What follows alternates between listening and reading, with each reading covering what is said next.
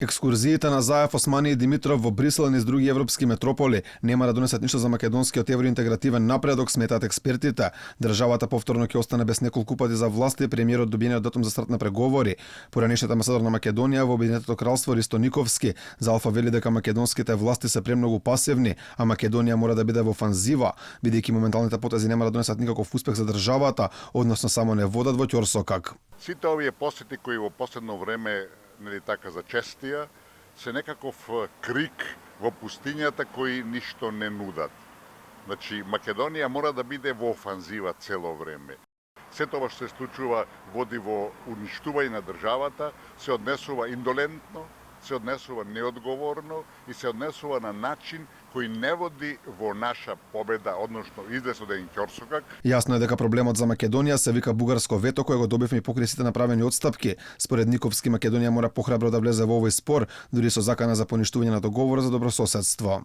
Сакате ли да ние го одржиме договорот за пријателство и соработка, врз основа на кој вие не плукате и не блокирате, тогаш треба веднаш да ја прекинете блокадата, треба веднаш да се обврзите дека нема никакви пречки да ни поставувате при преговорите со Европската Унија, во спротивно договорот утре ќе го поништиме.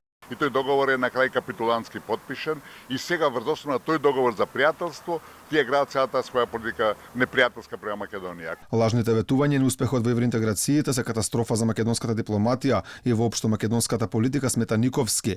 Вели мора да има одговорност од највисоките политички ликови поради неуспешната надворешна политика. Оваа ситуација сега не е неуспех, него е многу повеќе од неуспех, е катастрофа, али не само за македонската дипломатија, која е очигледно надвор од играта, да ја водат политиката, ја водат неколку мина во врвот на државата, туку за сите политичари.